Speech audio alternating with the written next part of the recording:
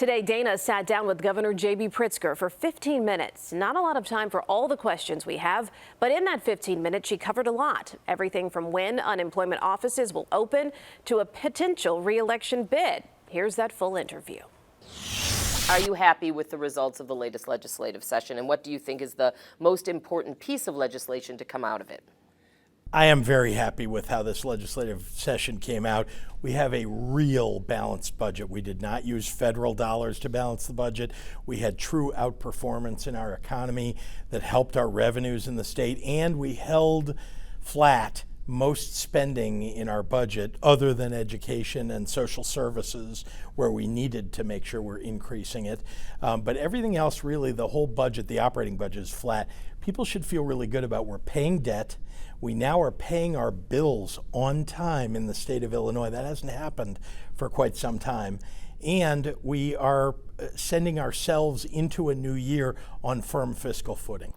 One thing I did want to ask you about, and it's related to some of the issues you just brought up, and that is the population loss in Illinois. I have not heard you might have discussed it, talk about or give your thoughts on that. You know, a lot of folks say it's because of high taxes here in the state. It's because of pension concerns, that the pension debt is growing, and there's a lot of fear, and also some also believe there's an unfriendly business climate overall. What are your, and we lost a congressperson, so what are your thoughts? Are you concerned, and what specifically can be done to reverse that in the next decade?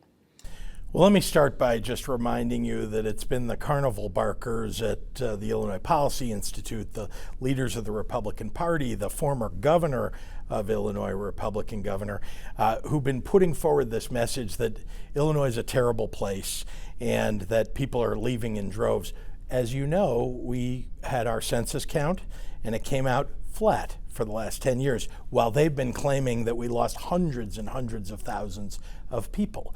The reality is that we have a lot of work to do in the state of Illinois to get our budget in order, to make sure that we're paying our bills.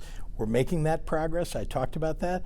But we also are moving forward in the state where we're attracting businesses. You just saw we're starting to see an electric vehicle industry in our state. We've invested in quantum so that Illinois could be the next Silicon Valley of the next phase of technological development in our country. So I'm very excited about the future of the state. Do we have things to work on? Of course. Did we just go through the worst pandemic that anybody's ever seen? Yes. And did that have a tremendously terrible effect on so many people, families, and the state overall? Yes, it did. But we also are coming out of it with a real inflection point, and I'm very pleased with the direction of things. But we did lose enough population or enough residents to lose a member of Congress. I mean, that is concerning, is it not? It is. And so, as you know, from the beginning of my time in government, I started addressing that very issue. Here's one way we've done it. It used to be that you couldn't afford to go to school in Illinois. If you graduated high school and you wanted to go to school at the University of Illinois or any other of our major universities, you couldn't afford to do it, and the state wasn't really helping. Our MAP grants weren't enough. I've increased that significantly over time to keep people in the state. We have more people applying to stay in the state, to go to school here. Those are our best and brightest. We don't want them leaving. And when they leave, they usually get a job somewhere else too after school. If they stay in Illinois. If we can provide them the financing so that they can get through school. I'm very concerned about all of the issues that Donald Trump brought on the country in terms of immigration. That's another in-migration issue that Illinois unfortunately suffered greatly from. So those are just two things that we need to do to make sure that we're attracting people and retaining people in our state. And we've got to have a great business environment. I've been out there promoting Illinois. We've actually attracted a lot of businesses. And importantly, Illinois was the best state in the Midwest for new business startups in 2020. You know that our station has been doing a lot of reporting on the unemployment situation, and over this session, the House passed a resolution asking that, rather demanding, that the employment offices reopen. Your reaction to that resolution and plans for reopening? Well, let me start by saying that I want people to be able to get the service that they need from our Department of Employment Services Security. And so we're going to open as soon as we possibly can. As you know, we've had a significant challenge with security for people who work in those offices. There have been threats that have been leveled, continuing. We've had ISP pursuing the people who are threatening. But I will also say that many of our government offices have been closed over the course of the pandemic. We've been gradually reopening all of those. So you'll see IDES reopening over the next month or two. Month or two, but nothing more firm than that. No, they're still working out the security concerns at all of our offices. And your reaction to the Department of Labor report that Illinois is, I think it was the 6th worst state when it came to unemployment payouts? Well, they looked at 12 states, so we're 6th. The fact is that we were the best at some categories. We were second best in another category. We have work to do, and I think that people who apply for unemployment should get it as quickly as possible. In the worst moments of their lives, when they've lost their job, they should get it as quickly as possible. When I came into office, the IDES had really been neglected significantly. Nobody really looked at this agency like it was something that needed significant dollars because it hadn't had a problem for 10 years since the Great Recession. Nobody expected a global pandemic. When it did hit, we put all hands on deck. We brought in new computers, we brought in new people. In fact, over 1,000 people answering phones every day. We now have that callback system down to 1.5 days on average for most types of calls that come in. So a lot of progress has been made. It's been a very difficult year, no doubt about it, for everybody. We want to make sure people get the benefits that they deserve. Speaking of that difficult year, it's 3 years in for you, almost. Are you going to run again? I'm evaluating that. I'm talking to my family about that. I need some time to, have that conversation, and I'll get back to you.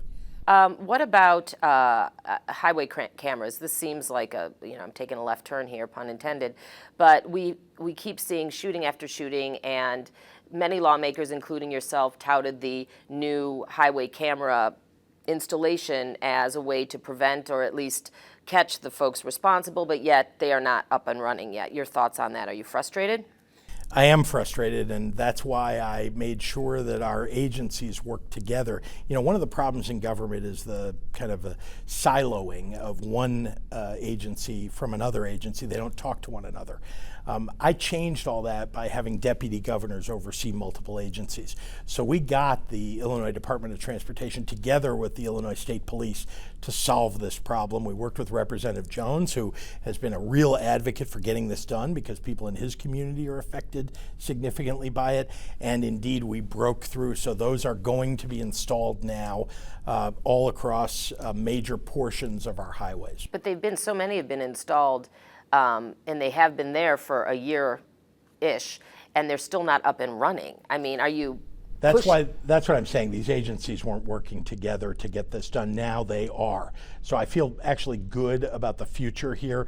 The ISP is actually very pleased that we're finally able to get this up and running. Do you know when that's going to be? Do you ask people to brief you on that? I'll be happy to give you a date. I mean, I don't have it on me, but I know there is a plan for it. Okay. Illinois Lottery Vax, or the Illinois Vax Lottery, however you want to put it. Are you seriously considering that, and who would pay for it? Would it be CARES Act money? Yeah, so this was something that was included in the BIMP, the Budget Implementation Bill. It's something that I think is a worthy thing to pursue. It's worked in other states to make sure that people are getting vaccinated, and we have those dollars available within our lottery system for us to encourage people to go get vaccinated. I think it's a pretty good idea. They're talking through how to make it work in Illinois to do it well. So I'm hoping we'll have something to announce over the coming weeks. The ethics bill that came out of session slammed by Republicans and a lot of advocacy groups as well, including Change Illinois and the Better Government Association. You said, well, it's a start. Was it enough? Especially we're embroiled in this ComEd scandal that has so many lawmakers potentially enveloped in it as well. Was this ethics legislation enough? And your response to critics who say, it's the same business as usual and nothing's going to change in this state? Well, I want to remind you this was bipartisan legislation. In fact, there were Republicans who led with Democrats to get this done. So I know that there are some people who want to trash progress that's being made in ethics legislation. It's progress. Look, do we have more to do? Yes, we do. There is a great deal more to do. And by the way, I included significant ethics provisions in our energy bill, which I'm hoping that we'll be able to get passed over the next 2 weeks, that address precisely the companies that you just mentioned. Okay, so you feel good it's a start, but more to be done. There is a great deal more to be done. Look, I think you always have to work to increase the likelihood that people will not have ethics violations, right? So they did this in a variety of ways in that bill. It wasn't enough. But let me tell you, there's more disclosure. There is disclosure of consultants who are acting as lobbyists but weren't registering as lobbyists, and making sure that people who are in the legislature can't lobby other levels of government as long as there's no conflict of interest associated with it.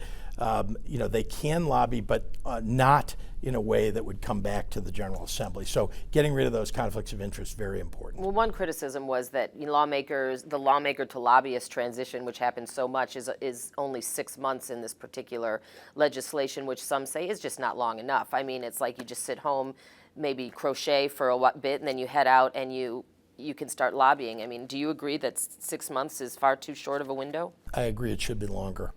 Okay, maybe that's something that should be worked on down the line? Exactly. And listen, you got to constantly work on this.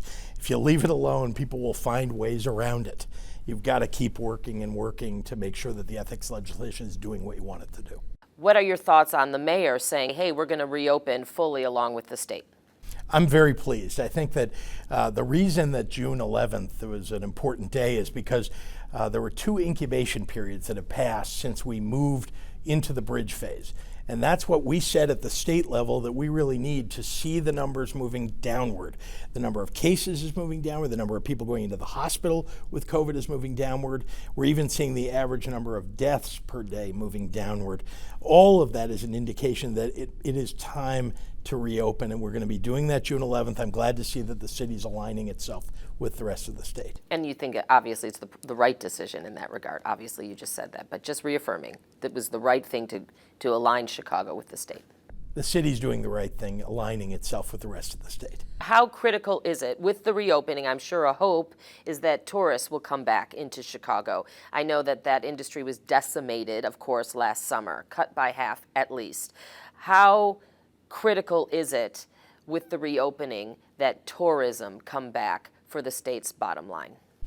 Well, the state stood up a tourism campaign because it's the first time, by the way, in a number of years that we've had a major tourism campaign for the state of Illinois. I'm proud of the work that was done on that.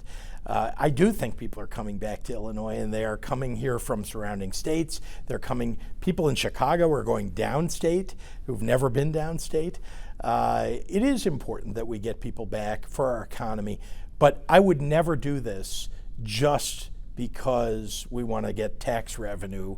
I've been all about trying to keep people alive during this pandemic and keeping people safe. And I feel comfortable that now is a great time to come to Illinois. We did keep people safe.